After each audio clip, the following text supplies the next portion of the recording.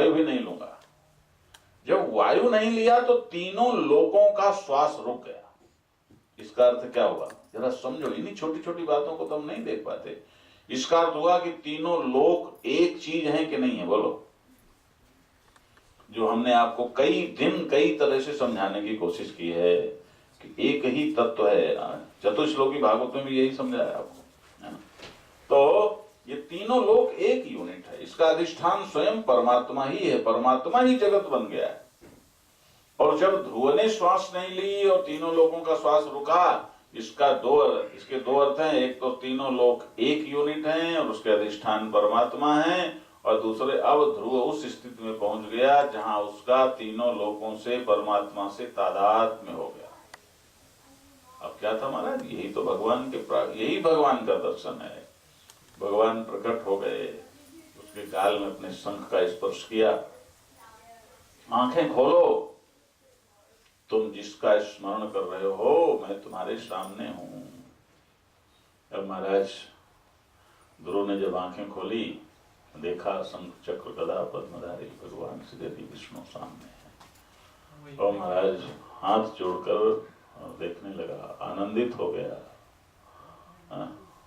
बहुत आनंद है। यो अंतः प्रविश्य मम वाचमिमां प्रसुप्तां संजीवयत्यखिल शक्तिधरः स्वधामना। ध्यान देना, क्या कहता है कि महाराज आप तो अब देखो पढ़ा लिखा नहीं है, स्कूल नहीं गया था अभी, वो ध्रुव विद्यालय नहीं गए, कि आप तो वो हैं जो मेरे अंदर प्रविष्ट होकर हैं, जो मेरे अंदर प्रविष्ट होकर मेरी वाणी को जागृत कर देते हैं, चेतन कर देते हैं। अब बोलो वही वो ज्ञान उसमें आ गया कि नहीं आ गया। मैंने अभी क्या कहा कि उसका तीनों लोकों से और तीनों लोकों के अधिष्ठान परमात्मा से तादात्म्य हो गया। क्या बोलता है, यो अंतः प्रविश्य मम वाचमिमां प्रसुप्तां जो संजीवयति, कि मेरी जो सोई हुई वाणी है उसको आप चैतन्य के रूप में मेरे अंदर प्रविष्ट होकर और उसको जगा देते हैं? और यही नहीं, हस्त चरण श्रवण त्वगादीन, मेरी जितनी इंद्रियां हैं उनको भी आप चेतन करते हैं। आप तो सच्चिदानंद हैं, आप प्राण स्वरूप हैं, प्राण नमो। मैं ऐसे प्राण स्वरूप परमात्मा को नमस्कार करता हूं। इस प्रकार से नारायण प्राण नमो भगवते पुरुषाय तुभ्यम, और उसने भगवान को इस तरह से नमस्कार किया। देखो भागवत की जितनी स्तुतियां हैं ना, उनको पढ़ना चाहिए। अब भगवान ने कहा भाई क्या चाहिए तुमको, तो देखो बालक था, उसने कहा मुझे सर्वोच्च पद चाहिए। अब यहाँ पर जब भगवान सामने है तो कहा ये तो चाहिए, थोड़े मांगेगा कि वो मुझे ये चाहिए। राजा की गोद में क्या धरा है, सर्वोच्च पद, तथास्तु। और महाराज आज देखो तुम्हारे पूरे ब्रह्मांड में सबसे ऊपर किसका स्थान है, ध्रुव का स्थान है। अब देखो भागवत में जाओगे तो ये जो पूरा खगोल है इस अध्याय में, खैर तो इस तरह से नारायण। फिर इधर क्या हुआ कि ये जो देवर्षि नारद हैं वो महाराज ध्रुव के पास गए, क्योंकि चेला है भाई, चेले को भगवान के दर्शन हो गए हैं तो उन्हें स्वाभाविक है कि आनंद होगा। और उसके बाद नारायण वो उत्तानपाद के पास आए, बोले अरे तुम्हारे पुत्र को भगवान के दर्शन हो गए, उसे भगवत प्राप्ति हो। अच्छा, और महाराज जा करके ध्रुव को प्रेरित किया कि आप आओ, जाओ, उसे यहाँ लाए और उसको प्रेरित किया कि तुम्हारे पुत्र को ऐसा हो गया। नारद जी का तो यही काम है ना। अच्छा, पॉजिटिव करते हैं वो, नेगेटिव को डिलीट करते जाते हैं। तो महाराज क्या हुआ कि अब तो ध्रुव का बड़ा सम्मान हुआ पूरे राज्य में और बहुत ही आनंद भर गया। ये जो ध्रुव है ये अर्थार्थी भक्तों में आता है, लेकिन इसको जीवन भर ये अफसोस रहा कि मेरे सामने भगवान आए तो मैंने उनसे मांगा क्यों। क्यों मांगा? मुझे उनसे मांगना नहीं चाहिए था। भगवान आए थे तो मैं उनसे सिर्फ भक्ति मांगता, लेकिन उनसे मैंने सर्वोच्च पद मांग लिया। इसका उससे अफसोस रहा हो, उसे पीड़ा रही कि मैंने ये काहे मांगा, ये नहीं मांगता तो ठीक रहता। और महाराज उसके बाद ध्रुव के वंश में ही अब देखो थोड़ा एक्सप्रेस थोड़ी थोड़ी करना पड़ेगा, है? ध्रुव का वंश फिर आगे बढ़ता है। यही ध्रुव देखो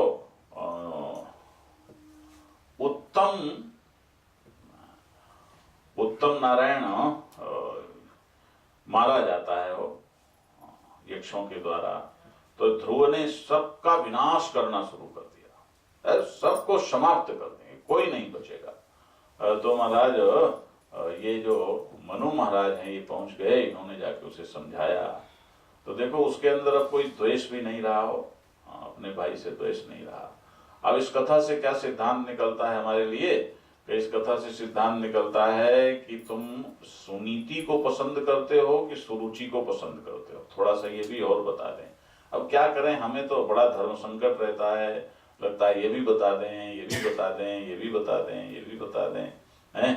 लेकिन सामने घड़ा है, इधर ये सूची है, पोथी है, क्या क्या करें। तो महाराज भारत में तो ये चिंता नहीं रहती कि देर हो रही, कि 4 घंटे हम जब भागवत करते हैं भारत में तो कंटिन्यू 4 घंटे बोलते हैं, है ना?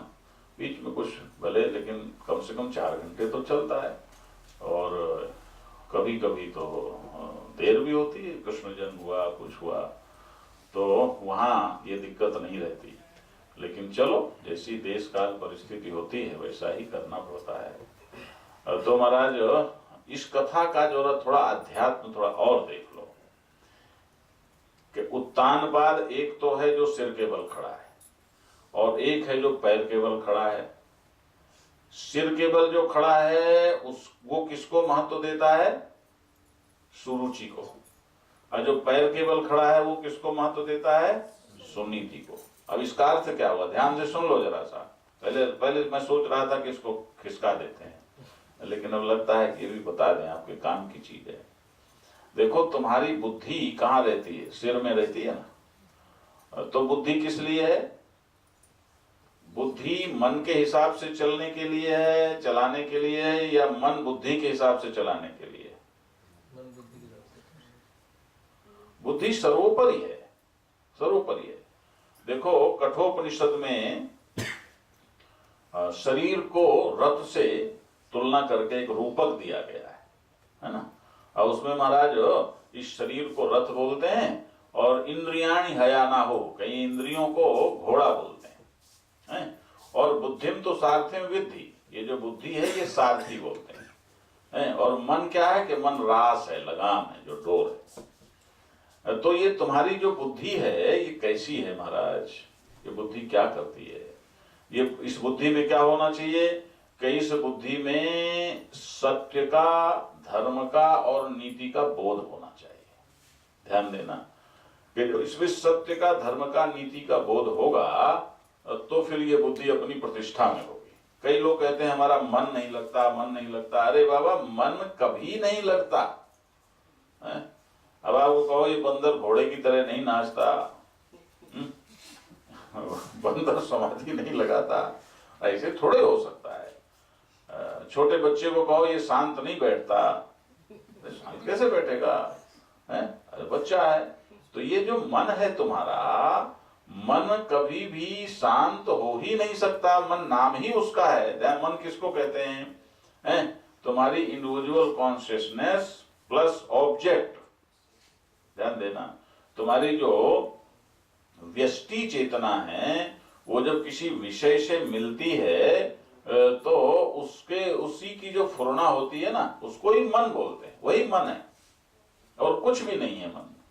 अच्छा, फिर जो चीज, जिस चीज से तुम्हारी व्यष्टि चेतना मिलती है और मिल करके जो महसूसियत पैदा होती है उसका नाम मन है। अब फिर उसके बारे में जो तुम्हारे अंदर एक निर्णय बनता है, एक प्रत्यय बनता है, एक कॉन्सेप्ट बनता है, वो जहां बनता है उसका नाम बुद्धि है। बात समझ में आ गई ना? तो काम तो सारा बुद्धि करती, बुद्धि से सब कुछ होता है। लेकिन जब हम ऐसा करते हैं कि हमने किसी विषय से हमारा मन जुड़ा, उसको हमने महसूस किया, और हमारी महसूसियत से ध्यान देना जरा, कि महसूस किया और उसको पहचानने में हमसे क्या गलती हो गई, कि पहचानने में ये गलती हो गई कि उस ऑब्जेक्ट से हम प्रभावित हो गए हैं, अपने ईगो से, अपनी वासना से हम प्रभावित हो गए, और फिर इसके साथ मिलकर हमने उसके बारे में एक विचार बनाया। तो ये जो काम है, जब तुम उस ऑब्जेक्ट से प्रभावित होकर उस विषय से जुड़ करके उसकी आसक्ति के साथ अपने मन में एक थॉट बनाते हो, एक कॉन्सेप्ट बनाते हो, तो वो बुद्धि का नहीं, वो मन ही बुद्धि जरा काम करता है। कि क्या होना चाहिए कि बुद्धि तब ठीक काम करेगी जब आपको सत्य का, धर्म का और नीति का ज्ञान है ना। किसी भी चीज से प्रभावित नहीं उसको, क्योंकि कोई ये क्या है कि ये है, और कि भाई ठीक, एकदम तटस्थ होकर इसके बारे में विचार करना, फिर इसे पहचानना, और फिर इसका मूल्यांकन करना, और फिर उसको जीवन में क्या स्थान देना है ये तय करना। बस समझ में, ये बुद्धि का काम है। इसीलिए मैंने कई बार आपको कहा कि अर्जुन इसीलिए रणभूमि में जाकर के भगवान से कहता है, सेनयोर उभयोर मध्य रथम स्थापय मेच्युत, कि दोनों सेनाओं के बीच में मेरा रथ खड़ा करो। ये क्यों? यावदे तान निरीक्ष्यम योद्धुकामान अवस्थितान कैर्मया सा योद्धव्यम, कि मैं जरा देखना चाहता हूं किसके साथ मेरा लड़ना उचित है। ध्यान देना, तो दोनों सेनाओं के बीच में का मतलब क्या हुआ कि दोनों सेनाओं के बीच मतलब हुआ ना मैं इस पक्ष में खड़े होकर सोचूंगा और उस पक्ष में, ना उस पक्ष में, बीच में। तो ये जो बीच में है, जो कहीं चिपकी हुई नहीं है, और बीच में होकर, तटस्थ होकर, और फिर वो निर्णय लेती है, ये बुद्धि का निर्णय, ये बुद्धि कहलाती है। और ऐसी बुद्धि हो तो तुम्हें कैसे टेंशन रहेगा। और ऐसी बुद्धि जो होती है महाराज, तो वो मन से भी अलग खड़ी होगी कि नहीं खड़ी होगी। और ऐसी बुद्धि जब खड़ी होती है तो मन चुपचाप हाथ जोड़कर शांत हो जाता है। ये बुद्धि है। मन को वश में करने का एक ही उपाय है कि तुम अपनी बुद्धि को खड़ा करो, बुद्धि को प्रतिष्ठित करो। जैसे क्लास में जब तक क्लास टीचर नहीं होता तब तक बच्चे शरारत करते हैं कि नहीं करते हैं? करेंगे, उनका स्वभाव है। और ज्यों ही क्लास टीचर आया तो सारे बच्चे शांत बैठ गए। ये है। तो महाराज ये बुद्धि तुम्हें हाँकती है। अब ये बुद्धि यदि ऊपर है और उसके नीचे मन है, और मन के नीचे इंद्रियां हैं, और इंद्रियों के नीचे संसार है। ध्यान देना भाई, संसार है का मतलब क्या हुआ? संसार किसके लिए? संसार तुम्हारे लिए है कि नहीं है? तुम ना होते तो संसार का मतलब क्या था?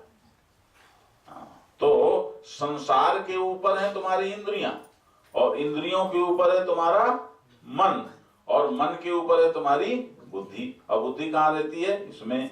तो ये हुआ पैरों के बल खड़ा हुआ उत्तान पाद।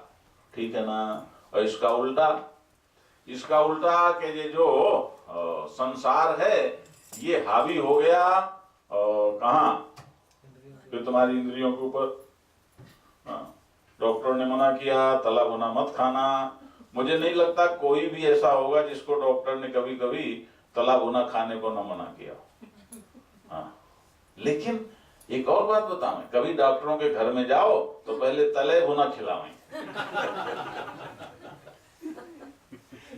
यहाँ तो नहीं खिलाते हो, यहाँ तो सात्विक खिलाते हैं।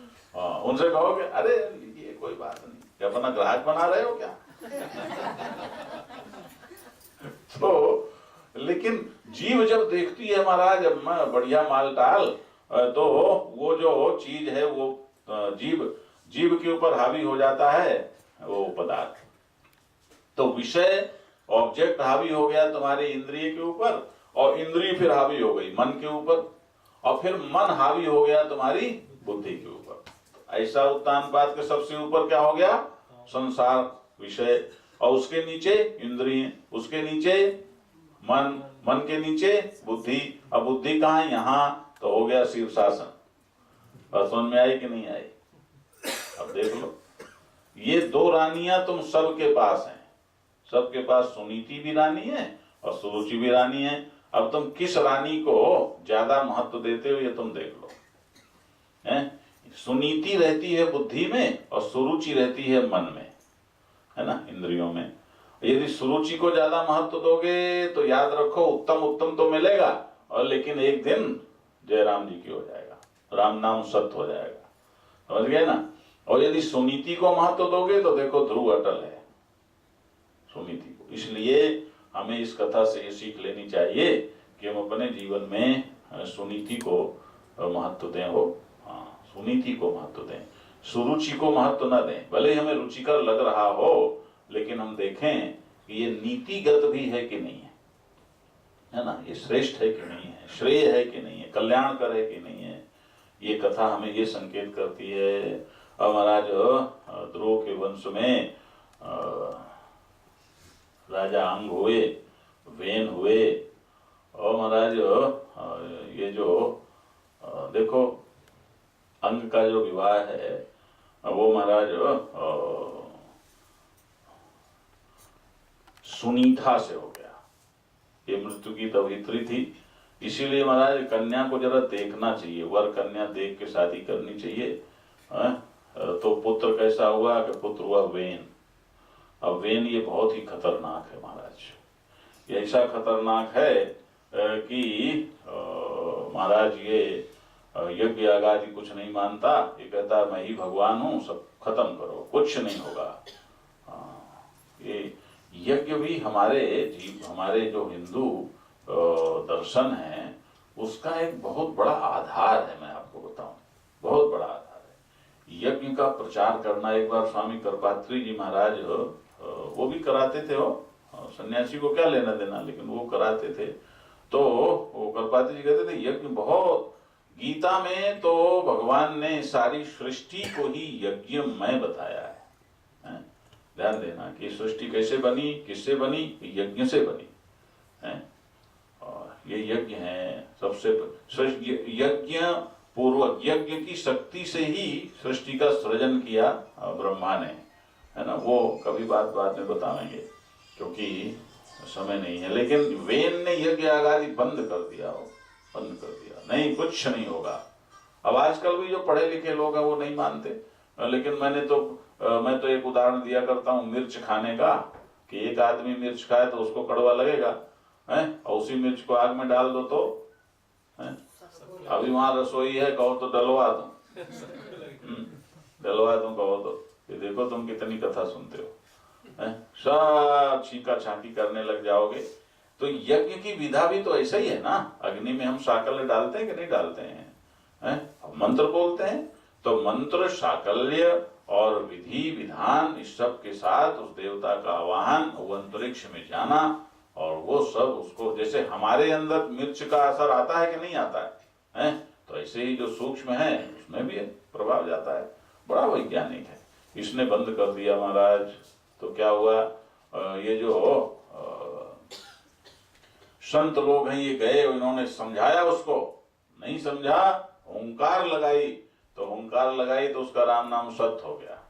राम नाम सत्य हो गया महाराज, तो उसके शरीर को फिर रखा, और उसके शरीर को रखा तो कि भाई अब तो कोई राजा होना चाहिए, राजा नहीं है तो कैसे काम चलेगा। पहले तो वोट तो पड़ते नहीं थे, पहले तो परंपरा दूसरी थी। तो फिर उसके शरीर का मंथन किया गया।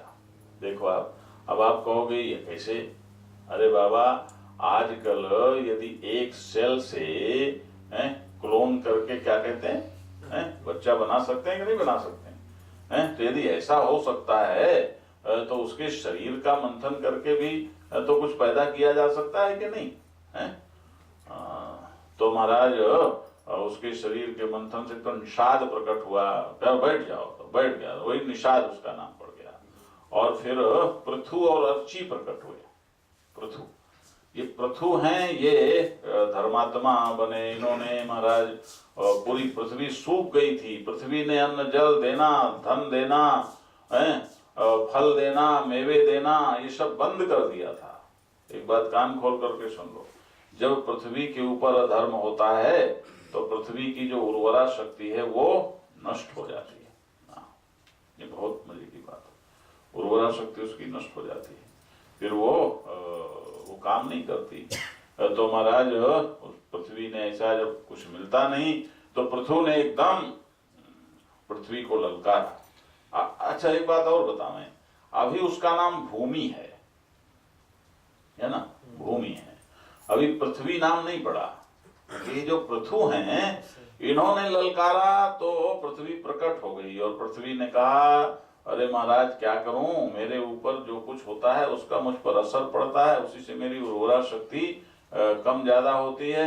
मेरे ऊपर ये वेन ने इतने पापाचार किए, सारा जो धर्म है ये सब खत्म कर दिया, तो इसकी वजह से मेरी उर्वरा शक्ति नष्ट हो गई। अब देखो महाराज, यदि दो पाप ऐसे हैं जो बहुत ही खतरनाक है, एक तो गाय को समाप्त करना और दूसरा पाप है पेट के भीतर बच्चे को मारना। पेट के भीतर बच्चे को मारने का देखो, एक गाय के वध का तो गो हत्या के लिए तो हमारे शास्त्रों में प्रायश्चित है, ध्यान देना, लेकिन भ्रूण हत्या का कोई प्रायश्चित किसी भी शास्त्र में नहीं है, याद रखो। इतना बड़ा पाप है, इतना बड़ा पाप है कि हम आपको क्या बताएं। हमें स्वामी राम सुखदास जी ने एक कैसेट दिया था, वो बता रहे थे कि कोई अंग्रेज था, कोई जर्मन का कहाँ का, तो उसने वो पौध करता था पहले, तो उसने जब ये चल पड़ा ये अल्ट्रासाउंड का टीवी ये इसमें इस तरह का सिस्टम कि उसको देखा जा सके, तो जब उसने वो देखा तो उसको देखने के बाद वो इतना दुखी हो गया कि उसने अपनी सारी संपत्ति इसके खिलाफ प्रचार करने को दे दी। और महाराज वो कैसेट जाके वो ऋषिकेश गया, तो कैसेट जाके ऋषिकेश में गीता प्रेस का बहुत बड़ा स्थान बना हुआ है, तो जाके वहां दे दिया उसने। तो वो कैसेट, तब ये बहुत सालों पहले की बात है, तब इतने बड़े बड़े कैसेट होते थे, तो महाराज वो कैसेट उन्होंने हमको दिया। हमने जब उसे देखा, 3 दिन हमने भोजन नहीं किया हो, 3 दिन तक हमको भूख प्यास लगी नहीं, इतना कष्ट हुआ, इतना कष्ट हुआ। किस तरह से पेट के भीतर अस्त्र जाते हैं, फिर किस तरह से वो बच्चा सिकुड़ता है, कैसे मुंह बनाता है, कैसे कैसे होता है। अब बताओ, पेट के भीतर जो उसकी माँ है वही जब उसको उसने अनुमति दे दी मारो इसको, तो महाराज फिर वो क्या करेगा, वो सिकुड़ता है, उसमें भी तो सेंस है ना, सिकुड़ता है, मुंह बनाता है, दुखी होता है, और फिर नारायण उसको कैसे करते हैं, उसको टुकड़े टुकड़े करते हैं, वो टुकड़े टुकड़े करते हैं। और जैसे गटर से कोई चीज तुम बहा देते हो, इस तरह से महाराज उसको बहा देते हैं। बहुत ही बुरा है, मतलब इससे बड़ा पाप कोई हो नहीं सकता। आप अच्छी तरह से समझ लो, कोई इससे बड़ा पाप नहीं हो सकता, सबसे बड़ा पाप है। तो महाराज ऐसे पाप यदि पृथ्वी के ऊपर होंगे तो एक समय ऐसा आ सकता है कि पृथ्वी की उर्वरा शक्ति नष्ट हो जाए। पृथ्वी ने कहा कि अब आप पुनः यज्ञ याग आदि करो और उससे फिर से सब कुछ मेरी उर्वरा शक्ति लौट आवेगी, और आप मुझको समतल करो, ठीक करो, जहां ऊंचा नीचा है उसको व्यवस्थित करो। तो महाराज पृथु ने फिर उसको पृथ्वी को पहले तो अपने सत्कर्मों से आविष्ट किया। पृथु ने 99 यज्ञ किए हो, इंद्र परेशान हो गया, मेरा आसन ले लेगा। और ये सब कथाएं बड़ी विचित्र हैं। और महाराज उसके बाद उन्होंने पृथ्वी को पुरुषार्थ पूर्वक भी ठीक किया, और जितने प्रकार की वनस्पतियां हैं और भी सब बहुत सारी चीजें हैं, उन सब का पृथु ने दोहन किया इस भूमि से। तभी से फिर इसका नाम क्या पड़ गया, पृथ्वी। पृथु से इसका नाम पृथ्वी पड़ा है। हमारा थोड़ी चर्चा, क्योंकि अब एक्सप्रेस करना है ना, तो थोड़ी चर्चा प्रियव्रत की भी कर लेते हैं, उत्तानपाद के बड़े भाई की भी कर लेते हैं, छोटा भाई को बड़ा भाई, छोटा भाई। और तो महाराज ये जो प्रिय व्रत है ये महाराज प्रिय व्रत है। प्रिय व्रत, प्रिय व्रत का मतलब कि जिसको व्रत प्रिय हो। ध्यान देना, व्रत, व्रत किसे कहते हैं थोड़ा मैं बता दूं। तुम्हारा व्रत का वैसे अर्थ होता है निश्चय। सत्य बोलने का भी व्रत होता है और झूठ बोलने का भी व्रत होता है। ईमानदारी का भी व्रत होता है, बेईमानी का भी व्रत होता होगा भाई। व्रत तो व्रत है। तो प्रिय व्रत माने जिसको व्रत प्रिय है। तो व्रत का मतलब निश्चय, दृढ़ निश्चय कि नहीं मुझे यही करना है, मैं यही करूंगा, ऐसा ही मेरा व्रत है। लेकिन अब आजकल क्या किसको व्रत कहते हो? भूखे रहने को। तो जरा ध्यान देना, थोड़े मैं बताना चाहता हूं। 3 शब्द व्रत, उपवास और अनशन, ये 3 शब्द एक हो गए। कैसे एक हो गए कि व्रत माने निश्चय और उपवास माने, उप माने समीप, वास माने वसना, समीप होना। ठीक है ना? कि एकादशी का उपवास है तो एकादशी के उपवास का क्या मतलब हुआ कि हम 5 कर्मेंद्रियां, 5 ज्ञानेंद्रियां और 11वां मन, इन सभी इंद्रियों के साथ द्वादशी पर्यंत, ध्यान से सुन लो, ध्यान से सुन लो, क्योंकि आप सब लोग एकादशी वगैरह से जुड़े हुए हो। एकादशी का यही अर्थ है कि आप 11 इंद्रियों से, जिस क्षण से एकादशी शुरू होती है उस क्षण से लेकर और द्वादशी आने तक निरंतर भगवान के समीप रहेंगे। उपवास माने भगवान के समीप वास करेंगे, हैं? भगवान के समीप आपका मन रहेगा, भगवान के समीप आपकी बुद्धि रहेगी, भगवान के समीप आपका शरीर रहेगा, आप भगवान के समीप रहेंगे। समझ गए ना? ये है उपवास। इसमें भोजन छोड़ने का विधान, उसको कहते हैं अनुशन, अन असन, अन असन, असन माने भोजन, अन माने नहीं। कि भोजन छोड़ने का क्यों? कि भोजन छोड़ने का इसलिए कि जब आप कोई व्रत करते हो, उपवास करते हो, तो आपको अपने पूरे व्यक्तित्व से उससे जुड़ना है। तो ये जो भोजन होता है महाराज, इसमें 2 बातें। एक तो मनोवैज्ञानिक बात, इसका असर ये पड़ता है कि भोजन आप रोज करते हो तो किस लिए भोजन छोड़ा ये बराबर याद रहेगा कि नहीं रहेगा? तो याद रहेगा कि एकादशी है भाई, है? एक दूसरा भी वैज्ञानिक कारण है कि भोजन कोई भी करे, भोजन आपके अंदर रजोगुण की वृद्धि करता है। देखो इसीलिए हम लोगों की आचार संहिता में है, साधुओं की हो, वो आपको बतानी नहीं चाहिए लेकिन बता देता हूं कि भोजन के पहले चाहे गृहस्थी के घर में कितने रहो, लेकिन भोजन के बाद फिर गृहस्थियों के बीच में नहीं रहना चाहिए। हमारी अपनी आचार के क्यों कि भोजन के पहले तो तुम्हारी वृत्ति सतोगुणी रहेगी, तुम खूब बोलो, बतियाओ, उपदेश करो या उनकी सुनो या उनको सुनाओ, लेकिन भोजन करने के बाद कोई भी हो वृत्ति रजोगुणी हो जाती है। ध्यान देना, पेट भरेगा तो वृत्ति में रजोगुण आवेगा। और इसीलिए हम भी कोशिश करते हैं हो भोजन हुआ कि खिसके, हाँ भोजन हुआ खिसके, हाँ भाई जाते हैं आपको। अब आराम नहीं करते हो, सोते आज तुम 3 घंटे सो पाए हो रात में, और आए कि इनके यहाँ से भागते भागते जाए आराम करेंगे, और लेकिन फिर किसी और उसमें लग गए, आराम नहीं किया। ध्यान देना, हाँ वो चलो याद आ गई। वैसे हम ये लेके आए थे, ये इसको रख देंगे, किस लिए कि हमें याद रहे कुछ कहना है, किसी को क्या याद रहे हैं। अब वो पीछे में बता देते हैं, काहे को पछड़ा रहे, क्यों क्या करते रहे, फिर आराम नहीं किया। और कि महाराज हमें इस यज्ञ को लेकर के मन में काफी वो हुआ कि ये क्या चक्कर है, असल में क्या करें, हम कुछ कहना नहीं चाहते समाज से, लेकिन इस समाज के लिए करो तो भी तो गणित तो वही है? तो फिर हमने निश्चय किया और कि ऐसा करते हैं, क्योंकि हमें किसी ने कहा, कुछ लोग तो महाराज बहुत वो हो गए कि देखो क्या है ऐसे वैसे, तो हमने निश्चय किया कि ऐसा करते हैं, इसको प्रजातांत्रिक बना देते हैं कि कोई भी व्यक्ति चाहे जितना संपन्न हो, क्योंकि होता क्या है, मुंशी प्रेमचंद ने एक जगह लिखा है कि कोई स्त्री बहुत सुंदर हो ना, तो उसे चाहे कोई कितने भाव, किस भाव से देखे, उसे लगता है ये मेरे सौंदर्य से प्रभावित है। इसी तरह से कोई पैसे वाला होता है तो उसको लगता है ये मेरे पैसे के उसमें है, ये पैसे से प्रभावित है ना। तो उसे अपने पैसे की चिंता रहती है। तो महाराज हमने ये मन में आया कि ऐसा निश्चय करें कि एक एक व्यक्ति चाहे कितना संपन्न हो, पैसे वाला हो या ना पैसे वाला हो, वो केवल एक यज्ञ ही स्पॉन्सर कर सकेगा, हैं, इससे ज्यादा नहीं करेगा। तो फिर प्रजातांत्रिक हो जाएगा। देखो कितना है, लेकिन वो एक करेगा।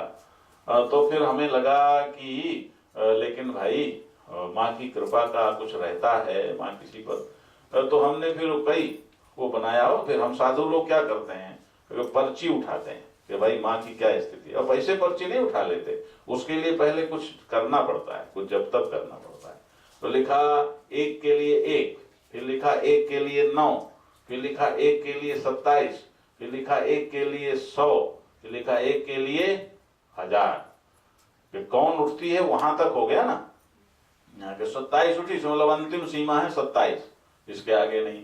ऐसी ऐसे होते हैं लोग, करते हैं 9 करते हैं या 27 करते हैं या 7 करते हैं या शास्त्र करते हैं। तो महाराज हम पर्ची उठाई तो 100 की मिली, 100 की नहीं। आज हम ये कहने का मन था कि कोई कितना बड़ा आदमी हो एक ही करेगा, 2 नहीं करेगा, हैं, 2 का अधिकार किसी को नहीं होगा। तो 7 आ गया, तो 7 आ गया, तो इसका मतलब क्या हुआ कि अब सहस्त्र का कोई खाता नहीं होगा। हो याद रखो, कोई भी कितना भी संपन्न हो, 7 से, अब 7 का चक्कर और हो सकता है। हो, अब मैं नाम नहीं लेता, कहे को मैं किसी का वो कम करूं, हैं, एक सज्जन ने 2 7 कर दिए हो। तो इसलिए भी मुझे लगा कि माँ यदि और कुछ करती तो फिर वो भी तो वध तो व्याघात हो जाता। इसलिए नारायण माँ की ओर से या हमारी ओर से, इसलिए वो 7 आया। अब ये जो है आप लोग ध्यान से सुन लो, 7 से, 7 माने 100, कितना भी पैसे वाला हो, लेकिन 100 से आगे आप किसी को स्पॉन्सरशिप नहीं देंगे।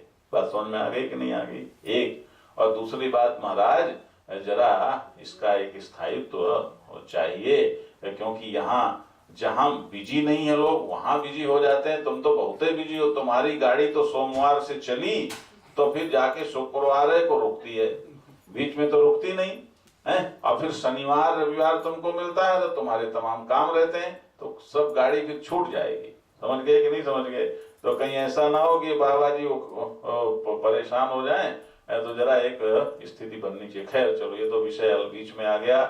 तो भोजन से रजोगुण बढ़ता है, ध्यान देना, रजोगुण बढ़ता है। तो जब आप भोजन, और एक और बात बता दूं, जितना तुम भोजन करते हो, ये देखो डॉक्टर साहब से पूछना, गलत हो तो बताना हो, जितना तुम भोजन करते हो उस भोजन से जितनी शक्ति मिलती है उसकी 40% शक्ति उसी भोजन को पचाने में खर्च हो जाती है। समझ गए ना? देखो भाई, हम ये पाश्चात्य जो चिकित्सा विज्ञान है, वेस्टर्न मेडिकल साइंस तो हम नहीं जानते, लेकिन आयुर्वेद रत्न हम हैं, और एनडी भी हैं, नेचुरोपैथी से भी हम डॉक्टर हैं। तो कई इतना खर्च हो जाता है। तो यदि आपने भोजन नहीं किया तो कितना नुकसान हुआ? केवल 20% का। समझ गए ना? तो वो भी, यदि आप मनोबल आपका तेज है तो वो भी नुकसान कवर हो जाता है। इसीलिए आप कभी 9 दिन का उपवास करते हो तो केवल पहले दिन भूख सताती, हमने किया है, पहले दिन भूख सताती है, उसके बाद फिर भूख का कोई खाता नहीं रहता है। और हमने एक प्रयोग और किया है, शिवपुरी में, मध्य प्रदेश में शिवपुरी है ना एक जगह, शिवपुरी में एक बार हमने नवरात्रि के समय में किचन लेस शिविर चलाया हो, हाँ, नवरात्रि में। तो उसमें क्या था, कोई भोजन नहीं, कोई भोजन नहीं। और उस शिविर में क्या हुआ कि 2 मशीनें रखी, एक वेट वाली और एक ताकत वाली। तो महाराज सबका वेट तो घटा और ताकत बढ़ी, आप देखो जरा। तो इसलिए खैर, तो उपवास का मतलब समीप बसना, ठीक है ना? उसमें अनशन इसलिए जोड़ दिया कि एक तो याद बनी रहेगी और दूसरे भोजन नहीं करेंगे तो वृत्ति सत्वगुणी रहेगी, रजोगुणी नहीं रहेगी। और तीसरे, भोजन बनाने का झंझट, करने का झंझट, ये भी भगवान के नाम में जाएगा। ये है एकादशी। अब तुम क्या करते हो? हम एक बार दिल्ली में, पश्चिम बिहार में गए कि यहाँ तो थोड़ा रोशनी सी कम करके और सब सारा परिवार बैठा था। हम गए, क्या है वो, क्या हो रहा है भाई? क्या आज एकादशी है गुरुजी? हमने कहा तो और कि फिर ये कुछ कैसेट ले आए हैं तो इनको देख रहे हैं कि क्या चल रहा था, कि फिल्म चल रही थी। ये नहीं है एकादशी, ये ढोंग दशी है हो। हाँ, याद रखो। तो ये जो प्रियव्रत के नाम पर हमने इतना आपको बता दिया जबरदस्ती कि ये आप जरा ढोंग से बचो, और कि हम तो एकादशी रहते हैं, हम तो ये रहते हैं। अगर या तो माल टाल बनाएंगे महाराज, जिस दिन व्रत हो देवियों का उस दिन देखो क्या खुशबू आती है रसोई घर से। तो खैर यहाँ तो नहीं है, यहाँ तो देवियां सब काम करती हैं। यहाँ यदि बनावे भी खुशबूदार तो उनका अपना माल टाल होता है, वो मेहनत करती हैं। तो महाराज क्या हुआ कि प्रियव्रत शादी क्यों करेंगे? उन्हें तो महाराज ये था कि हम तो भगवत भाव था उनके चित्त में। फिर नारद जी और मिल गए, तो नारद जी ने कहा कहाँ चक्कर में पड़ते हो, पढ़ोगे संसार के, तुम तो भजन करो। जैसे हमें कोई मिले तो हम क्या शादी की सलाह देंगे? हम कहेंगे भजन। हाँ, बाद वालों को तो दे देते हैं, बाद वाले निकलना चाहते हैं बहुत। 99% लोग कहते हैं महाराज हमें आप पहले मिले होते तो हम तो निकल जाते हैं। 99, और जो पहले हैं, पहले वालों को नहीं अकल आती, पहले वाले नहीं कहते, तो फिर हम उन्हें निकालते नहीं। तो महाराज नारद जी ने तो ऐसा कह दिया, परंतु मनु महाराज को लगा कि यदि ये विवाह नहीं करेगा तो गाड़ी आगे कैसे चलेगी। तो मनु महाराज ने समझाने की कोशिश की तो कि अरे भाई तुम विवाह करो, तुम्हें विवाह करना चाहिए, तुम विवाह नहीं करोगे तो फिर कैसे काम चलेगा। तो नहीं समझे हो। तो फिर स्वयं ब्रह्मा जी ने समझाया, तब जाकर के उन्होंने विवाह किया। और लेकिन महाराज वो बड़े बहुत ही, देखो आपको बतावें, ये जो 7 द्वीप आप देखते हो, जानते हो, ये पृथ्वी को 7 द्वीपों में प्रियव्रत ने बांटा। देखो जिधर चाहेगा फिर ऐसा व्यक्ति वो उधर ही ठीक करेगा ना। 7 द्वीपों में पृथ्वी को बांटा, पूरे समुद्रों का विभाग किया, और महाराज इस पृथ्वी की परिक्रमा की। उनके मन में ये भी था कि हम ऐसा कर दें कि रात ना हो, लेकिन उन्होंने फिर ये जाना कि ये पृथ्वी सूर्य स्थिर है और पृथ्वी ही घूमती है, इसलिए रात्रि और दिन के विधान को मिटाना संभव नहीं है। ध्यान देना, इतने वो पुरुषार्थी प्रतापी राजा रहे। और महाराज उनके बाद आग्नेय हुए, उन्हीं की परंपरा में आग्नेय थोड़ा सा मौजू तबीयत के थे। तो उस मौजू तबीयत के कारण महाराज जब उन्होंने शरीर छोड़ा तो अप्सराओं के लोक में चले गए। एक बात बताऊं, एक फिलोसफर ने कहा है कि जितने पुरुष हैं वो सब मरने के बाद स्त्री हो जाएंगे, और जितनी स्त्रियां हैं मरने के बाद पुरुष हो जाएंगे। किसी ने कहा ऐसा क्यों? कि पुरुष स्त्री की याद करते करते मरेगा तो स्त्री बनेगा, स्त्री पुरुष की याद करते करते मरेगी तो पुरुष बनेगी। भाई जैसा अंते मति सा गति। खैर ये तो विनोद की बात है। और उसके बाद फिर उनके पुत्र नाभि हुए, नाभि धर्मावतार थे। ध्यान देना। और महाराज नाभि के भी बहुत समय तक कोई संतान नहीं हुई, उन्होंने पुत्रेष्टि यज्ञ किया। जब पुत्रेष्टि यज्ञ किया तो ब्राह्मण संत जो गए तो उन्होंने आशीर्वाद दे दिया, जाओ तुम्हें ईश्वर के समान पुत्र होगा। तो भगवान प्रकट हो गए, यार बाबा लोगों, ब्राह्मणों, तुम बिना सोचे समझे आशीर्वाद दे देते हो हैं? अब मैं यदि तुम्हारी बात न मानूं तो सब तो भी ठीक नहीं है। मेरे समान कौन है? फिर मुझको ही आना पड़ेगा। तो महाराज फिर ऋषभ भगवान को आना पड़ा। बोलो ऋषभ देव की ऋषभ। अब ये ऋषभ जो राजा हुए महाराज, ये बड़े विलक्षण हैं। इनको आप पढ़ो जरा। देखो हम तो अब थोड़ा सा टच करते करते आगे बढ़ते हैं ना। ऋषभ देव जो हैं वो, उनमें सबसे बड़ी खूबी ये है कि वो अपने बच्चों को खुद पढ़ाते हैं, अपनी प्रजा को वो खुद मार्गदर्शन करते हैं। ये उनकी खूबी है। यहाँ भी जो लोग हैं अपने बच्चों को पढ़ाते हैं। ये आज वो पंडा बाबा नहीं दिख रहे, तो हाँ, तो ध्यान देना। तो नारायण ये जो ये पंडा जी ये कहते थे भाई बच्चों को पढ़ाने का नुकसान हो रहा है। बहुत अच्छी बात है। ऋषभ देव बच्चों को स्वयं पढ़ाते हैं, और बच्चों को नहीं पढ़ाते तो प्रजा को भी स्वयं उपदेश करते हैं। ध्यान देना, स्वयं उपदेश करते हैं। और उनके महाराज कितने 100 बच्चे हुए, देख लो। तुम यहाँ एक, हम दो, हमारे दो, अब हम दो हमारे एक, फिर क्या पता हो जाए हम दो हमारे आधा। ये पता नहीं कैसे होगा। अब देखो, जो लोग अच्छे बच्चे बना सकते हैं वो बच्चे पैदा करने में कंजूसी करते हैं, और जो लोग बच्चों को पाल नहीं सकते, अच्छा बना नहीं सकते, उनके यहाँ ढेर लग जाता है। तो क्या होगा, संतुलन बिगड़ रहा है समाज का। ध्यान देना। तुम क्या समझते हो? अरे बाबा, संख्या तंत्र है। हाँ, संख्या तंत्र है, जिसकी लाठी उसकी भैंस। समझ गए कि नहीं समझ गए? वो बिना पढ़ा लिखा लठ लेके आवेगा तो तुम उसको क्या बनी, कंप्यूटर दिखाओ?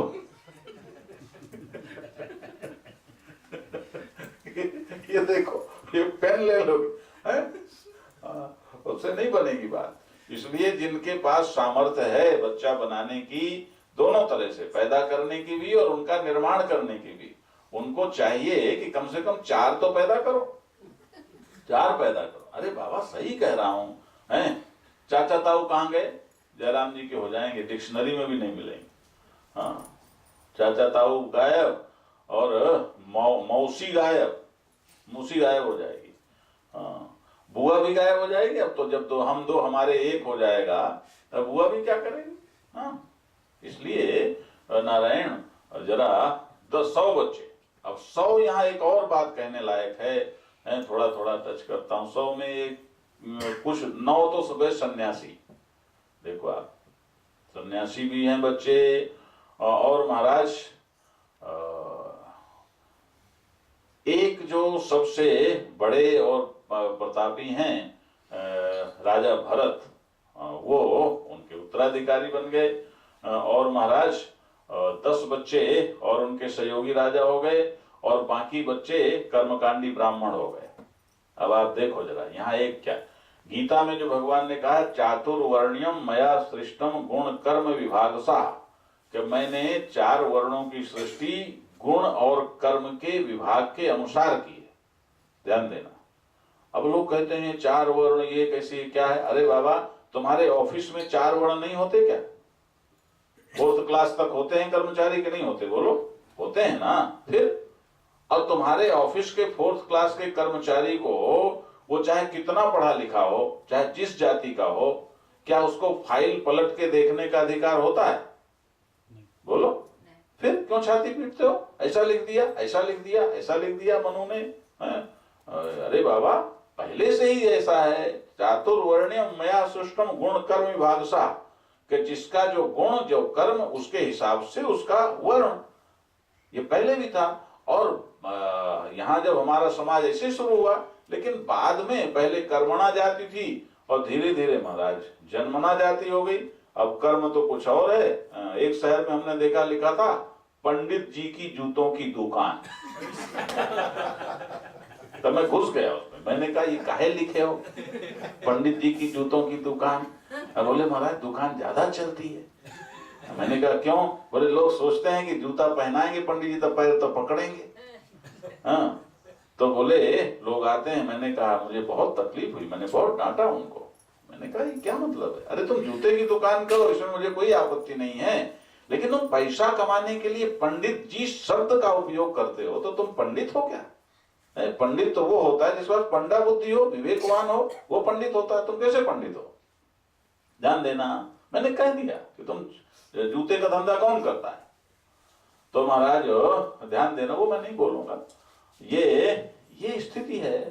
तो इसीलिए अब क्या हो गया, वर्ण सांकर्य हो गया, जाति सांकर्य हो गया, कर्म सांकर्य हो गया, सब गट्टबट हो गया। जैसे यहाँ सब्जी बनाते हैं ना, ये लोग कहते हैं कि वो ये वो मिला देते हैं, वैसा बना देते हैं। ऐसी सब जगह सब्जियां बन रही हो, सब जगह सब मिले गट्टबट कर दिया, कुछ पता ही नहीं है कि कौन क्या है। तो महाराज ऋषभ देव के भी देखो, कर्म उसी बाप के की औलाद कर्मकांडी ब्राह्मण भी है, क्षत्रिय भी है, सन्यासी भी है। तो क्या मतलब हुआ कि जिनको कर्मकांड पसंद आया कर्मकांड में लगे, और जिनको तत्व ज्ञान पसंद आया वो नवयोगेश्वर सन्यासी हो गए, और कुछ राजकाज देखने लगे। बात समझ रहे हो कि नहीं समझ रहे हो? अब महाराज उनमें भरत महापराक्रमी, ये जो भारतवर्ष का नाम भारत पड़ा है ना, ये इस भरत के द्वारा पड़ा। याद रखो, ऋषभ के पुत्र जो भरत हैं, इनके नाम पर भारतवर्ष नाम पड़ा। इसके पहले भारत का नाम था अजनाभ वर्ष। क्या नाम था? अजनाभ वर्ष। हाँ, इस भरत के कारण, ये जो किताबों में पढ़ाते हैं कि दुष्यंत और शकुंतला से जो भरत पैदा हुआ, उसके नाम पर बिल्कुल गलत, एकदम गलत है। क्योंकि ये तो बहुत बाद में पैदा हुआ। दुष्यंत शकुंतला तो कोई नाम ही नहीं था ऋषभ के समय में। तो महाराज ये भरत महापराक्रमी राजा हुए। और पहले क्या था कि जैसे ये आश्रम व्यवस्था और वर्ण व्यवस्था थी। आश्रम व्यवस्था का मतलब ब्रह्मचर्य आश्रम, गृहस्थ आश्रम, वानप्रस्थ और सन्यास। उसकी साइकोलॉजी थोड़ी सी बता देता हूं कि ब्रह्मचर्य आश्रम में क्या होता था, वृत्ति का संयम। ध्यान देना कि पहले अपने शरीर को ठीक किया और अपने मन को ठीक किया, प्राणों को ठीक किया, सारा वेद वेदांग सब सारे ज्ञान पढ़ लेते थे। अध्यात्म विद्या कंपलसरी होती थी पहले, अध्यात्म विद्या सबको पढ़ना है। फिर जिसकी जिस तरफ रुचि हो, अर्थकरी विद्या दूसरी होती थी कि जिससे पैसा कमाना है, वो फिर दूसरा। क्योंकि अध्यात्म विद्या नहीं पढ़ेंगे तो जीवन जिएंगे कैसे? तो महाराज अब आजकल क्या है कि अध्यात्म विद्या तो बिल्कुल छूटी गई। इसीलिए इंजीनियर आत्महत्या कर रहे हैं, डॉक्टर आत्महत्या कर रहे हैं। कितना बुरा हाल है महाराज कि पढ़े लिखे अपने को समझ लेते हैं लेकिन जीना नहीं आता। तो ब्रह्मचर्याश्रम माने वृत्ति के नियंत्रण का, संयम का आश्रम और अपने निर्माण का आश्रम। फिर उस जब ठीक ठाक हो गए, जैसे कल मैंने बताया था कर्दम के प्रकरण में, ठीक ठाक हो गए तो फिर गृहस्थाश्रम में गए, 25 साल तक गृहस्थी चलाई और बेटा फिर 25 का हो गया तो उसको सब कुछ सौंप करके जंगल में चले गए। फिलोसफी क्या थी? गृहस्थाश्रम माने वृत्तियों को भोगने का आश्रम, ठीक है ना, संसार भोगो, देखो जीवन, शरीर क्या है, संसार क्या है। और फिर बाहर चले गए, कैसे? पत्नी के साथ जाते थे और पत्नी के साथ वहां वानप्रस्थ की साइकोलॉजी सिर्फ समझ लो कि वो साइकोलॉजी आप घर में भी पालन कर सकते हो कि 50 के बाद फिर पत्नी के साथ तो रहना है, लेकिन जो गृहस्थ आश्रम में भोगे हुए विषयों की वृत्तियां उठती हैं, मेमोरी आती है, बार बार तुम्हारे चित्त में ठक्कर देती है कि उसको हेलो हाय नहीं करना है, न उसे छोड़ने की कोशिश करना है और न उसको फॉलो करना है। समझ गए ना? उठने दो गिरने दो, उठने दो गिरने दो। तुम क्या करो? तुम बस भजन करो और स्वाध्याय करो, सत्संग करो और अपने आध्यात्मिक विकास की साधना करो। समझ गए ना? रहे पति पत्नी साथ में, लेकिन एक दूसरे को विषय न करें। जो भी आकर्षण विकर्षण जो भी हो उसे सिर्फ देखते रहें, न उसे छोड़ने की कोशिश करें और न पकड़ने की कोशिश करें। तो उससे क्या होगा कि धीरे धीरे धीरे धीरे तुम्हारे अंदर का सत्य प्रकट हो जाएगा, है? उसके लिए कितना समय? 25 साल। 25 साल की गृहस्थी के संस्कारों को, भोग के संस्कारों को डिलीट करने के लिए भी 25 साल। और फिर एकदम से वृत्तियां उठनी बंद हो जाएंगी तो तुम पके पकाए सन्यासी हो जाओगे। 75 की उम्र से फिर सन्यास आश्रम। ये विधान हमारे यहाँ का। तो हमारा चाहे राजा हो चाहे प्रजा हो, सभी इसका पालन करते थे। भरत भी वानप्रस्थ का जब समय आया तो महाराज जंगल में चले गए और वहां तपस्या करते। तो क्या हुआ महाराज, एक दिन तो ज्ञानी थे, धीरे धीरे उनका समय सन्यास का आ गया तो जंगल में अकेले रहने लगे। अब एक दिन देखते क्या है, थोड़ा सा समान बता देता हूं। देखते क्या है महाराज कि एक सिंह ने एक हरिणी के ऊपर आक्रमण किया। वो हरिणी भयभीत होकर के छलांग लगा के भागना चाहती है। तो महाराज वो भागती है, छोटी सी नदी थी उसके उस पार जाने की चेष्टा करती है। तो हिरण भय से और सिंह की गर्जना के कारण उसका गर्भ गिर जाता है और महाराज गर्भ गिरा पानी में और वो उस तरफ जाके गिरी और वो मर गई। इधर भरत वहीं पर थे महाराज। तो उन्होंने तो पहले तो सिंह को दूसरी तरफ खदेड़ दिया और इसके बाद नारायण वो गए तो उस हरिण श्रावक को उन्होंने उठाया, हिरण का जो बच्चा है ना उसको उठाया, देखा ये तो नवजात शिशु है और महाराज उसको लेकर के और फिर हरिणी के पास गए तो हरिणी तो मर गई थी। अब जरा ध्यान से सुनना, भरत ने विचार किया कि मैं मनुष्य हूं, देखो हम भी मनुष्य हैं, हो मनुष्य का क्या धर्म है, सबसे ज्येष्ठ प्राणी है मनुष्य, याद रखो सबसे ज्येष्ठ, वह सबसे ज्येष्ठ भी है सबसे छोटा भी है। हाँ, कि अच्छा जो पहले पैदा हो वो बड़ा होता है कि जो बाद में पैदा हो वो बड़ा होता है? पहले पैदा हो, तो पहले पैदा हुआ, ये डार्विन तो कहता है कि बंदर पुरखा है, बंदर नहीं अमीबा पुरखा है, ध्यान देना, सबसे पहले अमीबा पैदा हुआ, क्यों भाई सही बात है कि नहीं, सबसे पहले तो अमीबा पैदा हुआ, अमीबा से परंपरा चली तो वो पुरखा है, लेकिन तो उस हिसाब से तो छोटे मानो, लेकिन बड़ा किस हिसाब से है कि जितनी 84 लाख योनियां हैं उनमें जिस भी योनि में जो भी शक्ति है जो भी है वो सब का सब मनुष्य के अंदर समाया हुआ है। इसीलिए कुत्ता तो केवल कुत्ता ही है, घोड़ा घोड़ा ही है, गधा गधा ही है, लेकिन मनुष्य सब कुछ है, ध्यान देना। वो चाहे तो इससे ऊपर उठ सकता है। क्यों हंसते क्यों? तुम यदि एमए कर लो तो एमए करने के बाद तुम्हें 5वीं की पुस्तक पढ़नी पड़े तो नहीं पढ़ लोगे क्या? बोलो, पढ़ लोगे।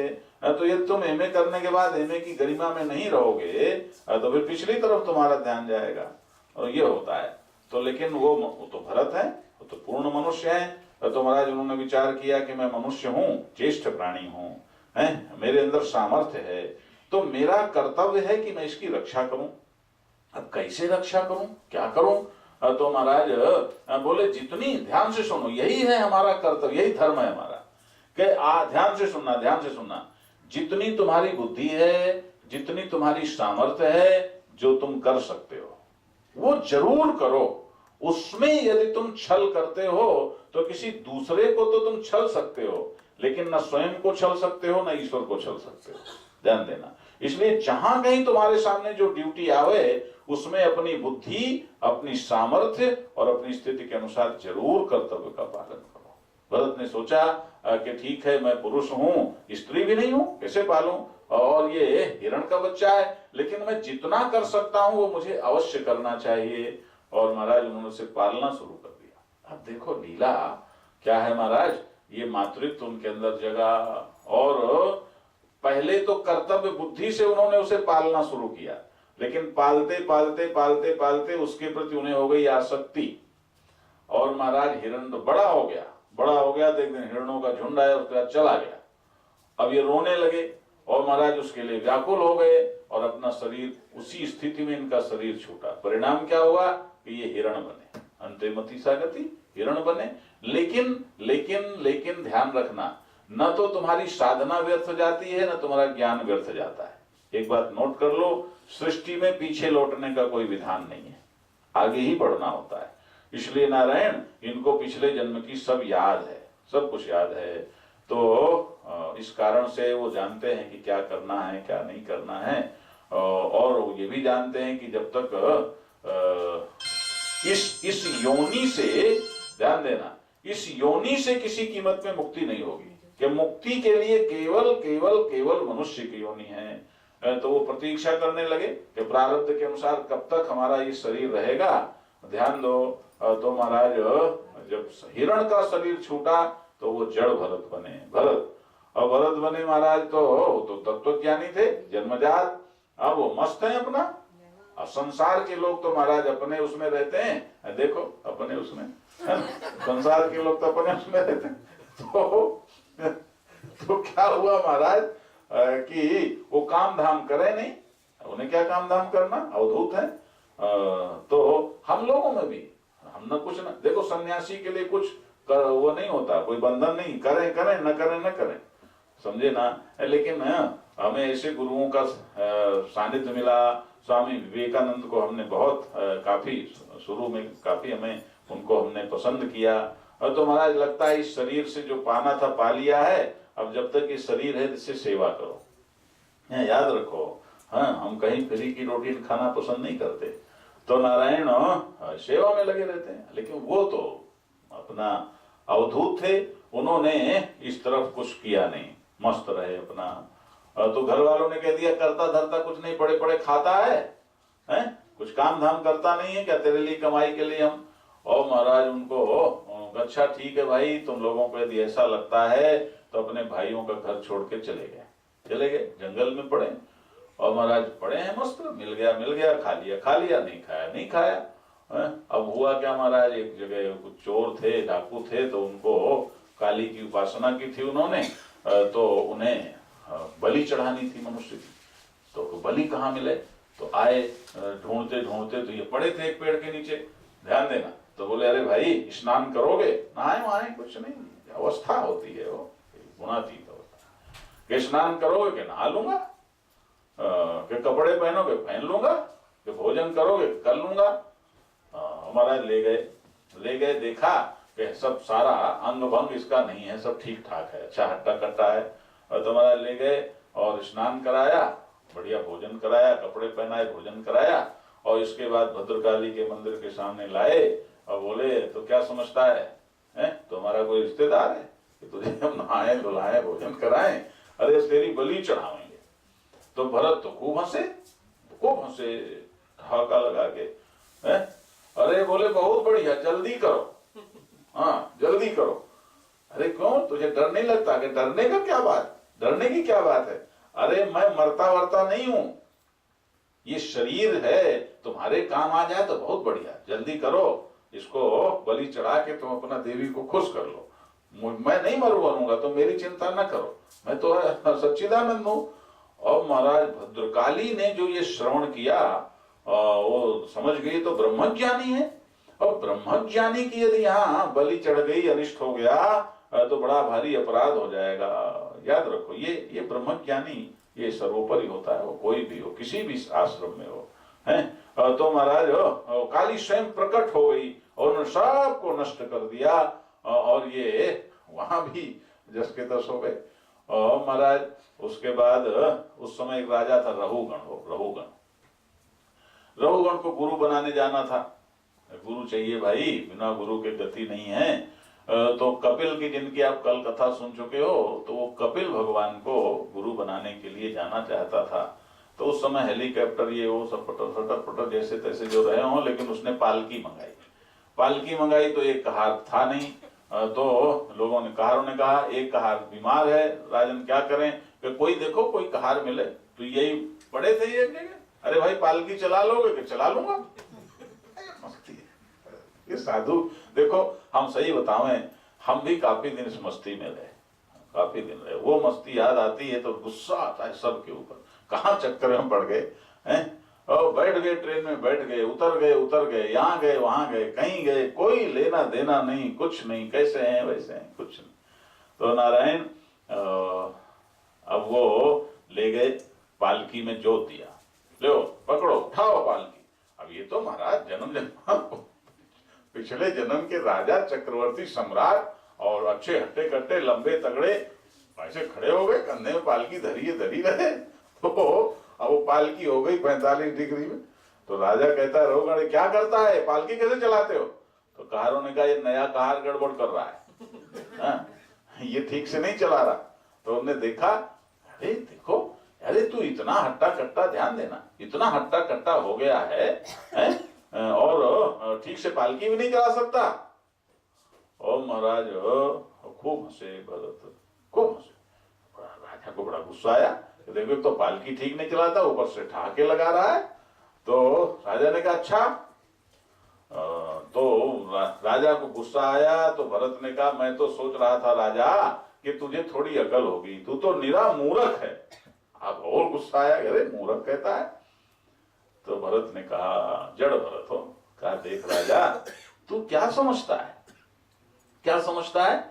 राजा ने कहा तो तेरे इतने चौड़े चौड़े कंधे हैं, खा पी के मुस्टंडा हो गया है और ठीक से पालकी नहीं चलाता, तू क्या समझता है कि ये कंधों में पालकी रखी है? अरे मूर्ख, देख जरा ध्यान से, नीचे क्या है कि मिट्टी है, मिट्टी से ही नारायण अन्न पैदा होता है, उस अन्न को ये शरीर खाता है, शरीर भी उसी मिट्टी का बना है। तो जिस पालकी में बैठा है वो जिस लकड़ी से बनी है, वो लकड़ी भी उसी मिट्टी से पैदा होती है, तो वो पालकी भी मिट्टी है, तेरा शरीर भी मिट्टी है, है, तो नीचे मिट्टी, मेरा शरीर मिट्टी, पालकी मिट्टी, तेरा शरीर मिट्टी, मिट्टी के ऊपर मिट्टी है, और बाकी तो सब कुछ साक्षी है और कुछ भी नहीं है। मिट्टी के ऊपर मिट्टी रखी है, तो कहता है मेरे चौड़े कंधों में पालकी रखी है, जरा ध्यान से देख क्या है, मिट्टी के अलावा कुछ भी नहीं है, अपने स्वरूप को पहचान, तू साक्षी है, साक्षी साक्षी साक्षी। और महाराज जो ऐसा कहा तो रघुगण कूद पड़े पालकी से, एकदम कूद पड़े, चरण पकड़ लिए, और रघुगण ने कहा मैं, आप तो साक्षात तत्व ज्ञानी हैं, मैं जिस तत्व ज्ञान को लेने के लिए जा रहा हूं आप उसी का उपदेश कर रहे हैं। और उसने कहा मुझे क्षमा करें, मैं ईश्वर के अपराध से नहीं डरता हूं, लेकिन तत्वज्ञानी या किसी भी प्रकार के संत के अपराध से डरता हूं, पहले तो आप मुझे क्षमा करें। और महाराज ध्यान देना हो, साधु को जरा दुखाना नहीं चाहिए, भला कोई भी हो, और पता नहीं लगता, मैं आपसे सच कहता हूं, पता नहीं लगता कौन साधु है, क्या है, किसकी क्या धुनी पानी है, इसीलिए साधु और ब्राह्मण को कभी मत दुखाओ, कितनी धोनी पानी वाला कौन है तुम नहीं जान सकते। अब समय तो नहीं है, लेकिन 1 मिनट में एक उदाहरण देकर तुम्हें समझाने की कोशिश करता हूं। ऋषिकेश में महाराज एक बार शास्त्रार्थ चला नैयायिकों के और वेदांतियों के बीच में। करपात्री जी थे उस शास्त्रार्थ में, लेकिन उस समय वो नए नए उभर रहे थे, तो नैयायिकों का पड़ला भारी होने लगा। तो एक ऋषिकेश में आप वहां जाएं तो अभी भी कुछ पुराने लोग उसकी चर्चा करते हैं। ऋषिकेश में तब राम झूला तो था ही नहीं, लक्ष्मण झूला के पास एक बाबा बैठता था बूढ़ा सा, और लोग उसको एक अन्य दो अन्य ऐसे डाल देते थे, तो वो थोड़ी देर बैठता और अपना ले करके भिक्षा चला जाता। तो महाराज लोग यही समझते थे ये बाबा बैठता है यहाँ पर, कुछ लोग नियमित उसे कुछ दे भी देते थे और अपना लेके चले जाते, सब उसे भिखारी समझते थे। जब नैयायिकों का पड़ला उठा और वेदांतियों का पड़ला गिरने लगा, तो बाबा उठा वहां से और गया जहां शास्त्रार्थ चल रहा था, अंदर जाने लगा तो लोगों ने रोका, अरे बाबा कहाँ जा रहे, खड़ो, अपनी तेज में। और गया महाराज, वो ले माइक लगे थे उस समय भी, और लेके माइक वो तड़तड़ाया उसने नारायण शांकर वेदांत कि नैयायिकों के छक्के छुड़ा दिए। अब कह अरे वो बाबा है, ये बाबा है, ये बाबा है, ये बाबा है, वही बाबा है। लेकिन महाराज उसके बाद से उसका कहीं पता नहीं लगा, याद रखो। एक और आनंदी बाबा नारायण जो इधर गंगा के उस पार बिड़ला हाउस बना है वहां कभी कभी चले जाते थे। बिड़ला इस मामले में वो काफी अच्छे थे। तो महाराज नेहरू एक बार वहीं गए, तो आनंदी बाबा की वो बिड़ला सेवा कर रहे थे। तो नेहरू ने कहा ये क्या कर रहे हो, बाबाओं के चक्कर में पड़े हो, कैसे तुम करते हो, ये करते हो। नेहरू को मैं क्या कहूँ, बेवकूफ था, ध्यान देना इस मामले में। तो महाराज हाँ, एक सभा में उसने कहा, अनाउंसर बोलने लगा महापुरुष, बोला तो मुझे पुरुष भी नहीं लगते, महापुरुष कहते हो। तो महाराज ऐसा कहा तो आनंदी बाबा ने सुन लिया, सोचा ये प्रधानमंत्री ऐसा क्यों बोलता है, भारत का प्रधानमंत्री। उनका अरे भाई नेहरू जी ऐसा क्यों बोलते हो। अरे बोले क्या होता है, आप कुछ क्या देखना चाहते हो, कोई आप इतना है भगवान का ये हो तो कुछ चमत्कार दिखाओ। अब देखो समय नहीं है, तो कैसा चमत्कार देखना चाहते हो।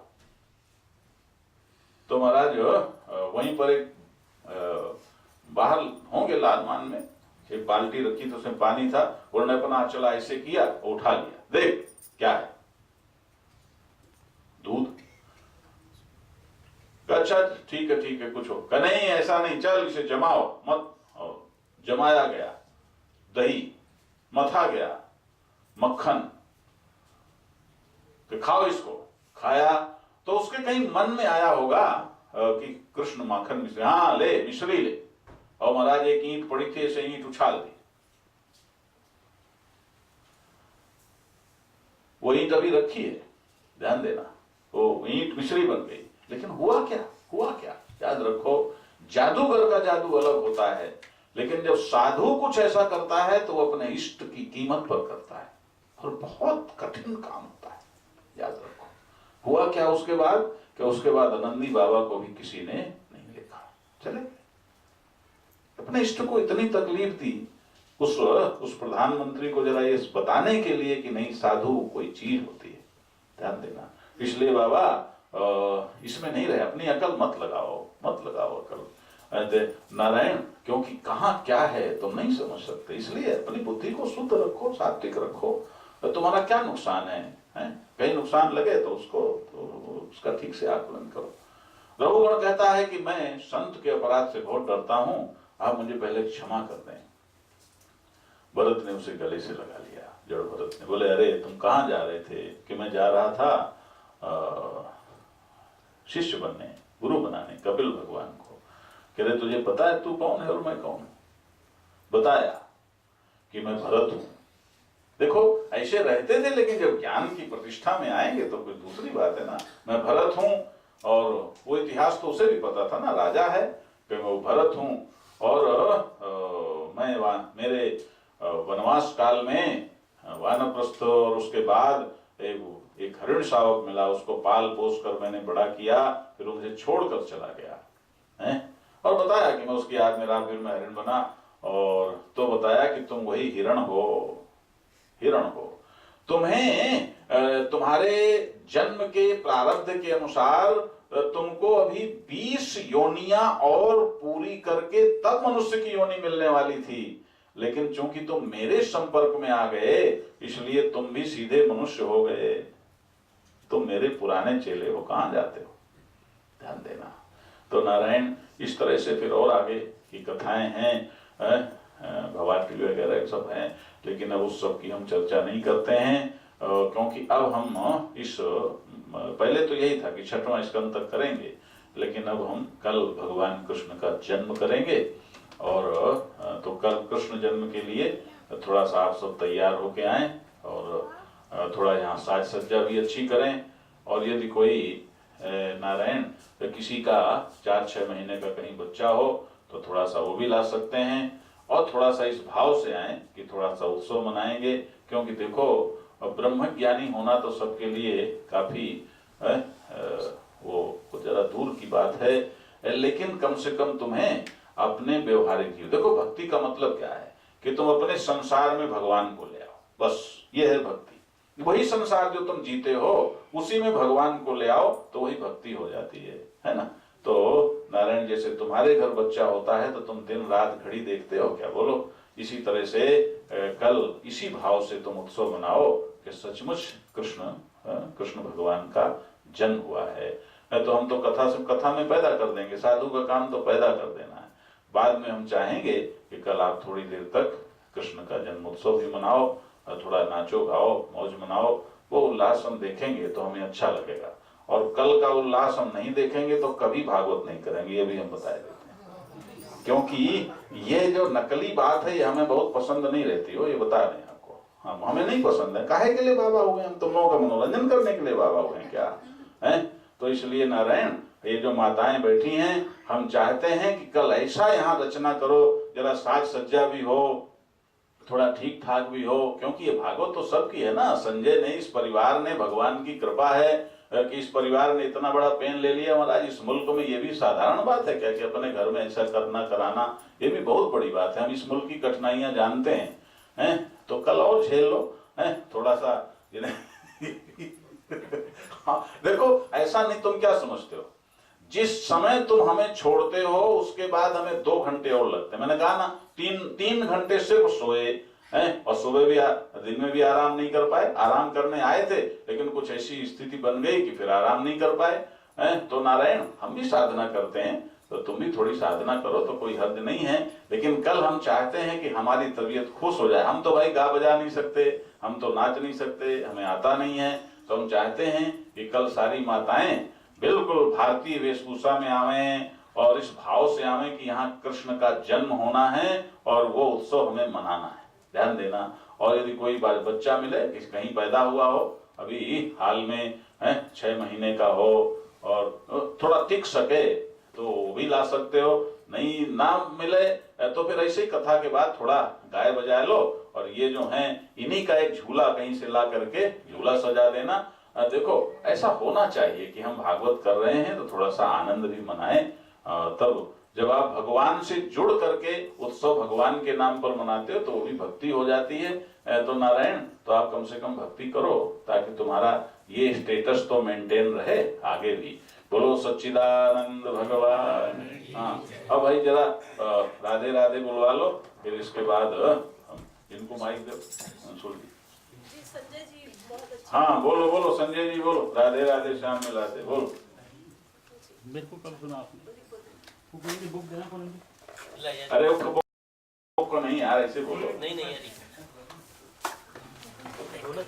इधर आजा, ढोलक तो यार।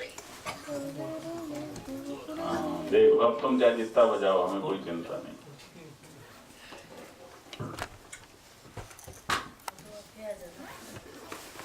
अरे टरकाई दिया भाई। नहीं, वो बहुत अच्छा।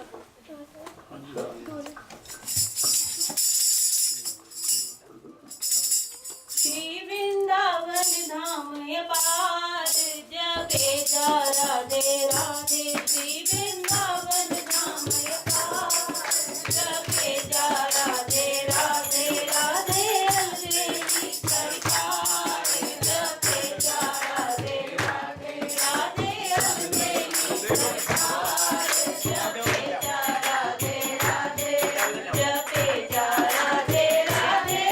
जपे जा राधे राधे, जपे जा राधे राधे, जपे जा राधे राधे राधे।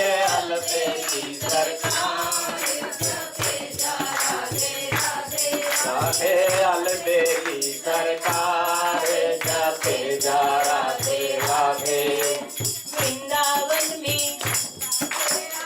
वृंदावन में राधे राधे, वृंदावन में राधे राधे, वृंदावन, राधे राधे, वृंदावन राधे राधे, बरसाने में, राधे राधे, बरसाने में राधे राधे, नंदगांव में, राधे राधे, नंदगांव में राधे राधे, यमुना तट पर, राधे राधे, यमुना तट पर राधे राधे, हंसी बटकर, राधे राधे, हंसी बटकर राधे राधे, रासलीला में, राधे राधे, रासलीला में, राधे राधे, रासलीला में, राधे राधे, परिगम्मा में, राधे राधे, परिगम्मा में राधे राधे, श्री गोवर्धन, राधे राधे, श्री गोवर्धन राधे राधे, राधा कुंड में, राधे राधे, राधा कुंड में, कृष्ण सरोवर, कृष्ण सरोवर, राधे राधे, मानस गंगा, राधे राधे, मानस गंगा,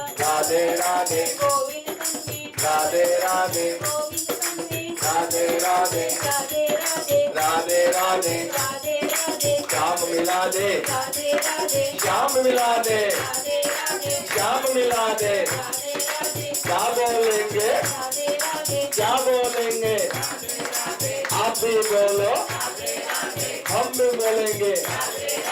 भैया बोले, भैया बोले, माता बोले, माता बोले, वृंदावन में, बरसाने में, नंदगांव में, नंदगांव में, कानगली में, कानगली में, कानगली में, चीप गली में, बांक बिहारी, बांक बिहारी, गम नदी में, क्या बोलेंगे, क्या बोलेंगे, भागवत जी में, भागवत जी में, गुरु बोले, गुरु बोले, आप भी बोले, हम भी बोले, सब मिल बोले, सब मिल बोले, राधे राधे, राधे राधे, राधे राधे, राधे राधे, राधे राधे, राधे राधे, राधे राधे, राधे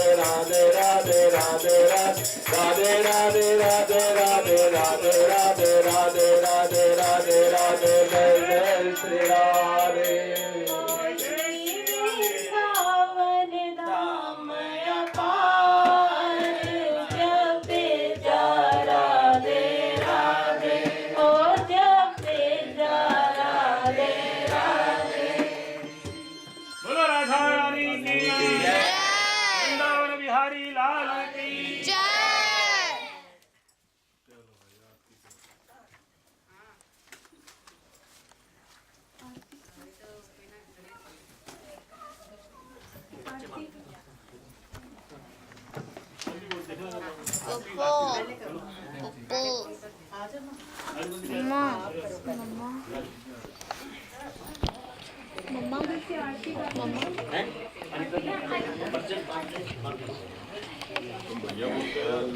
शासन परिवेष्टि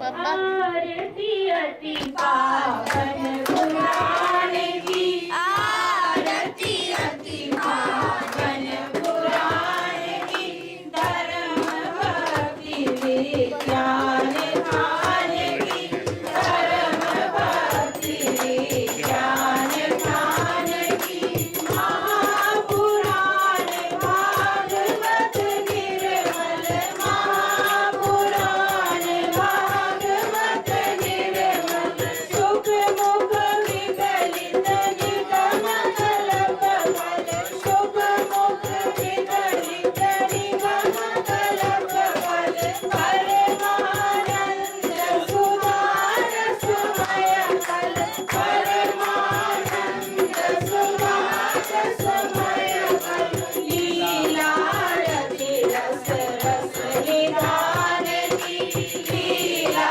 रति रस रस निधान की आरती अति पावन पुराण की आरती अति पावन पुराण की कलिमल मत नितिला परिवारिणी कलिमल मत नितिला परिवारिणी जन्म मृत्युमय भव भयहारिणी जन्म मृत्युमय भव भयहारिणी सेवत सतत सकल सुखकारिणी सेवत सतत सकल सुखकारिणी तुम औषधि हरि चरित गान की तुम औषधि हरि चरित गान की आरती अति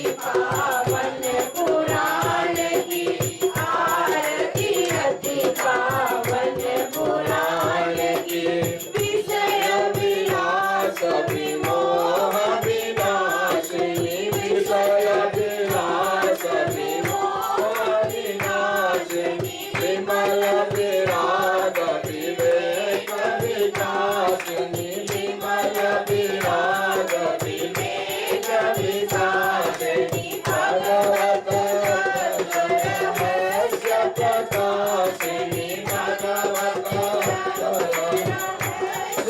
प्रकाशिनी परम ज्योति परमात्म ज्ञान की परम ज्योति परमात्म ज्ञान की आरती अति पावन पुराण की आरती अति पावन पुराण की परमहंस मुनि मन उल्लासिनी परमहंस मुनि मन उल्लासिनी रसिक हृदय रस रास विलासिनी रसिक हृदय रस रास विलासिनी भोक्ति मोक्ति रति प्रेम सुधासिनी भोक्ति मोक्ति रति प्रेम सुधासिनी कथा किंचन प्रिय ज्ञान की कथा किंचन प्रिय ज्ञान की आरती अति पावन पुराण की आरती अति पावन पुराण की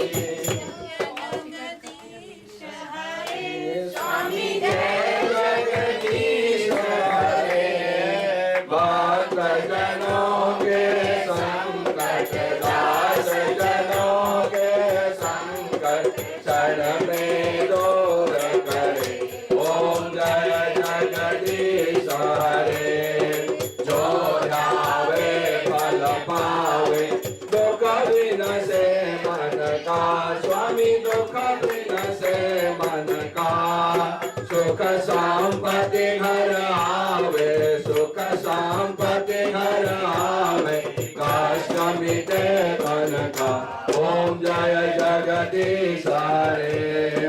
माता पिता तुम मेरे शरण पड़ो मैं किसकी हो स्वामी शरण करो मैं किसकी। तुम बिना और न दूजा प्रभु बिना और न दूजा आस करो मैं किसकी। ओम जय जगदीश हरे। तुम पूर्ण परमात्मा तुम अंतर्यामी स्वामी तुम अंतर्यामी। पार ब्रह्म परमेश्वर पार ब्रह्म परमेश्वर तुम सबके स्वामी। ओम जय जगदीश हरे। तुम करुणा के सागर तुम पालन करता स्वामी तुम रक्षा करता। मैं मूरख कलकामी मैं सेवक प्रभु स्वामी कृपा करो भरता। ओम जय जगदीश हरे। तुम हो एक अगोचर सबके प्राणपति स्वामी सबके प्राणपति। किस विध मिलहु दयामय किस विध मिलहु कृपामय प्रभु को मैं कुमति। ओम जय जगदीश हरे। दीन बंधु दुख हरता ठाकुर तुम मेरे स्वामी रक्षक प्रभु मेरे। अपने हाथ उठाओ अपना शरण लगाओ द्वार परम तेरे। ओम जय जगदीश हरे। विषय विकार मिटाओ पाप हरो देवा स्वामी कष्ट हरो देवा। श्रद्धा भक्ति बढ़ाओ श्रद्धा प्रेम लगाओ संतन की सेवा। ओम जय जगदीश हरे। तन मन धन सब है तेरा स्वामी सब कुछ है तेरा। तेरा तुझको अर्पण तेरा तुझको समर्पण क्या लागे मेरा। ओम जय जगदीश हरे। जय जगदीश हरे स्वामी जय दीननाथ हरे। भक्त जनों के संकट दास जनों के अवगुण कर में दूर करे। ओम जय जगदीश हरे। ओम जय जगदीश हरे। कर्पूर गौरम करुणावतारम संसार सारम भुजगेन्द्रहारम सदा वसन्तं हृदयारविन्दे भवं भवानी शयनं नमामि। मंगलम भगवान विष्णु मंगलम गरुड़ध्वज मंगलम पुंडरीकाक्ष मंगलाय तनोहरि। सर्वमंगल मांगल्ये शिवे सर्वार्थ साधिके शरण्ये त्र्यंबके गौरी नारायणी नमोस्तुते नारायणी नमोस्तुते नारायणी नमोस्तुते।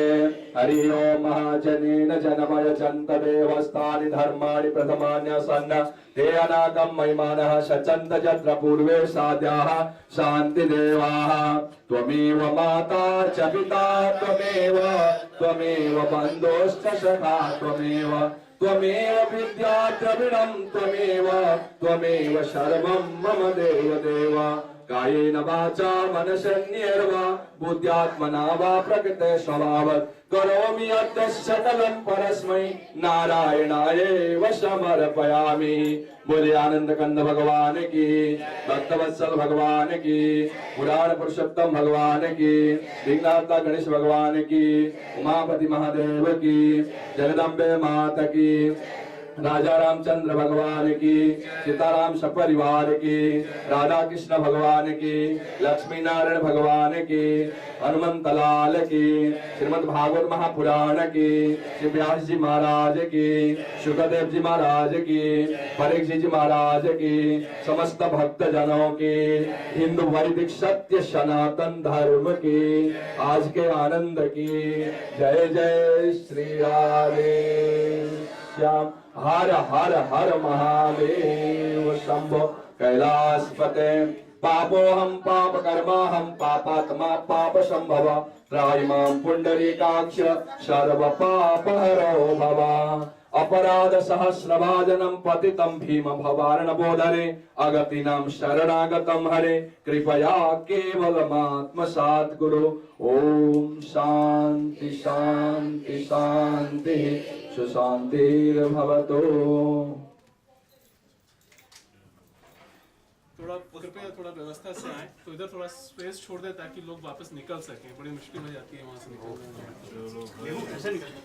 अरे भाई ये खाली गुरु में आ रहा हूँ। देते हैं, दोनों देते हैं। लगभग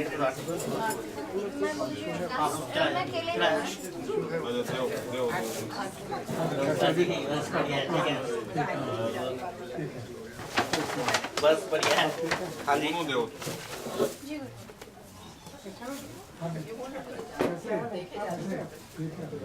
बहुत सालों से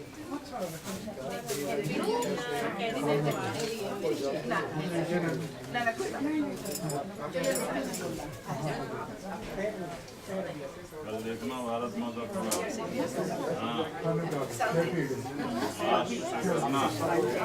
हाँ उसका फिर फल तुम्हें पोता पोते में मिलेगा।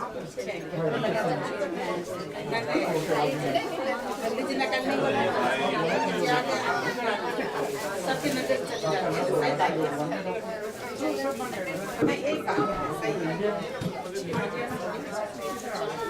फ्लावर को गुरु जी ने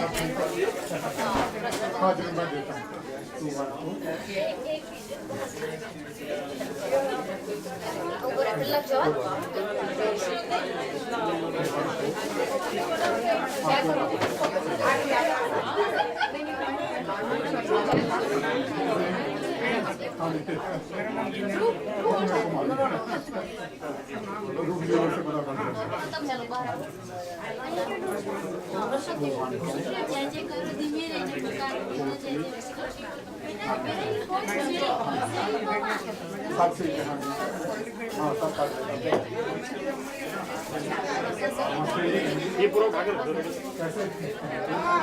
देखो चला आगे मत घुस देखो।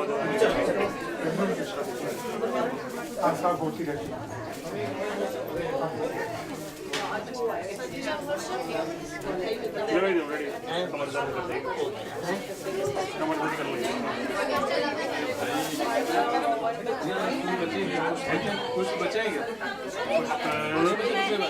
मैंने चढ़ाया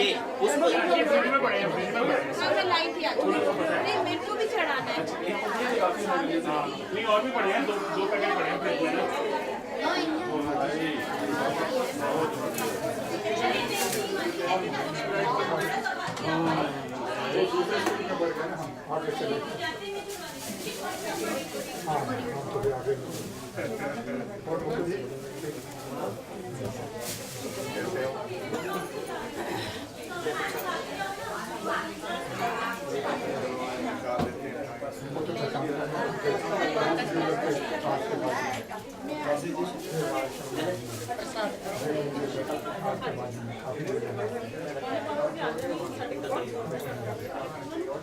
प्रसाद ले लो।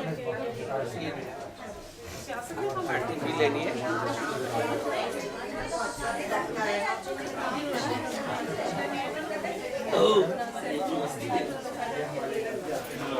प्रसाद ले लिया।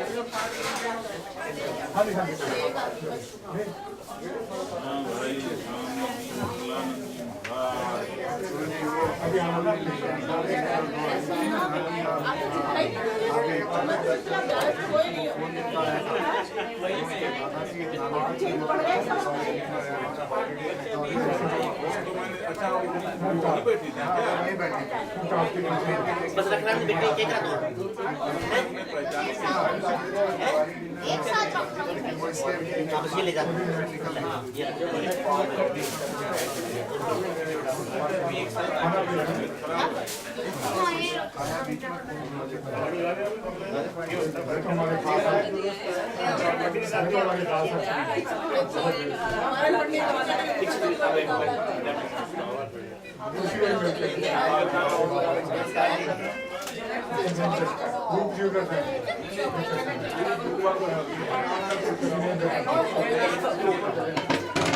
हाँ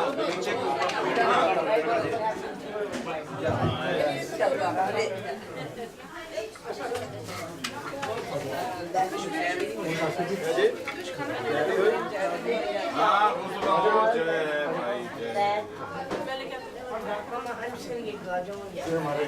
अरे क्या नाम कमल जी? क्या हाल है? हाँ खुश रहो।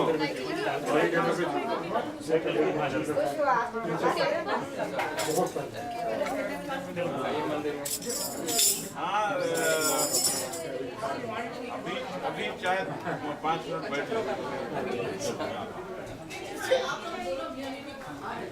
आज हमने एक बच्चे को पैदा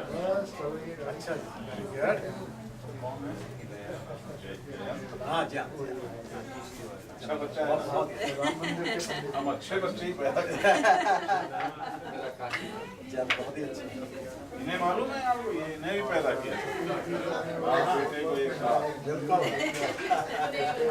ये हमारी देखो, हमारा ढंग देखो पैदा करने का, बाप बेटा एक साथ पैदा। मुकुट दे दिए वो चेक सा ठीक है रेडी दे दिया तो मुकुट चलो मैं दे दिया अच्छा वो तो उधर में गए गुरु जी